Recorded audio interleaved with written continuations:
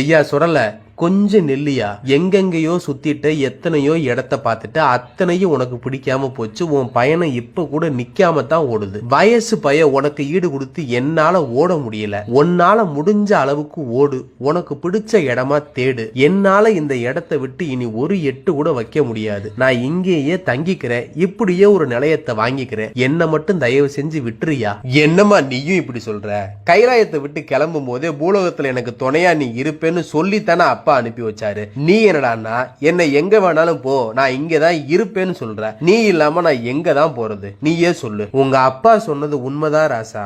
உனக்கு துணையா எப்பவும் நான் இருப்பேன், ஆனா கூடவே இருக்க மாட்டேன். உனக்கு என்ன பார்க்கணும்னு தோணுச்சுன்னா கூப்பிடு. உன் கண்ணை மூடி திறக்கிறதுக்குள்ள உனக்கு முன்னாடி ஓடி வந்து நிப்பேன். அம்மா இங்க கோவில் வாங்கி இருந்துக்கிறேன்டா, எனக்கு இந்த இடம் ரொம்ப பிடிச்சிருக்குடா ராசா. அம்மா சொல்றத கேளு. ஆமா, நீயும் அவங்கள மாதிரி தாமா. நான் சொல்றத கேளு, நான் சொல்றத கேளுன்னு சொல்றியே தவிர நான் சொல்றத காது கொடுத்து கேட்கவே மாட்டேங்கிற. நீ என்னமோ பண்ணு, ஆனா வாக்கு கொடுத்த மாதிரி மட்டும் நான் கூப்பிட்ட குரலுக்கு ஓடி வந்து நில்லுன்னு சொல்லிட்டு வனப்பேச்சி அங்க விட்டுட்டு மாடன் கிளம்புறதுக்கு தயாராகிறாரு. எங்க போறதுன்னு தெரியாம பேச்சு பாறையோட உச்சி மேல ஏறி நின்னு 8 திசையும் சுத்தி பாக்குறாரு. வாயிலும் கோட்டையும் கோபுரமும் கொடிமரமுமா கோவில் திருவிழா ஒண்ணு நடக்கிறது அவர் கண்ணுல படுது.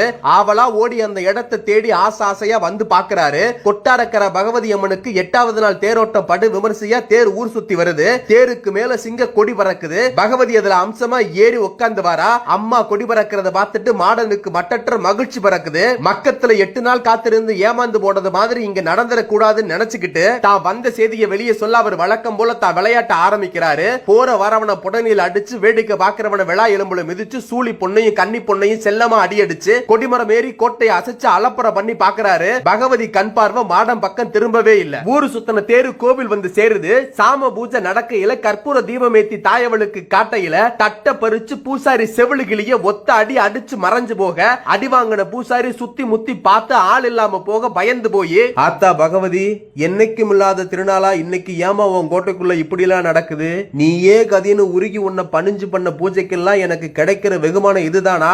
கண்ணுக்கே தெரியாம எவனோ வந்து அடிச்சுட்டு மறைஞ்சு போறான், அதை நீ வேடிக்கை பாக்குற. அப்போ உன்னை நம்பி இருக்கிற எனக்கு என்ன நடந்தாலும் நீ கண்ணை திறந்து பார்க்க மாட்ட, காரணமானவனை பிடிச்சு நிறுத்தி என்ன ஏதுன்னு கேட்க மாட்ட.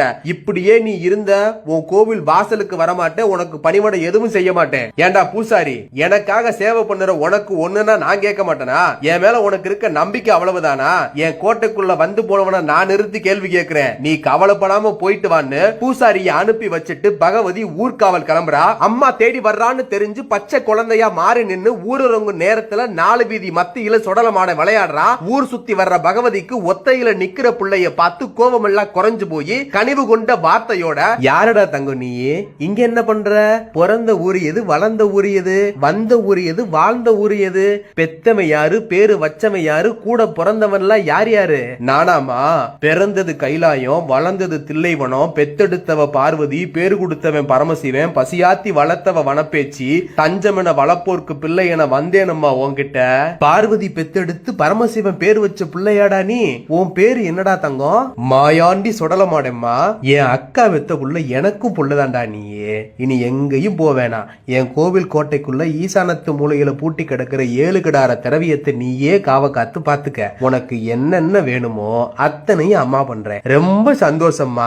ஆனா 7 கிடார திரவியத்தை பாதுகாத்து காவ காக்க எனக்கு 7 நிலையம் வேணும், ஏமசாம ஊட்டு வேணும், 6 நிலையம் வேணும், அத்தை சாம ஊட்டு வேணும். அப்படி ஊட்டு போட்டு கொடை கொடுத்தேன்னா அந்த பொக்கிஷத்தை காவல் காத்து நான் இங்கேயே இருக்கேம்மா. சரிடா தங்கம், ஆனா முத பூசை எனக்கு, 2வது பூசை தான் உனக்கு. புழுங்கரிசி சோறு எனக்கு, பச்சரிசி சோறு உனக்கு. ஒரு கோட்டை அரிசி பொங்கி ஒரே படப்பா போட சொல்றேன் உனக்கு. சரியா?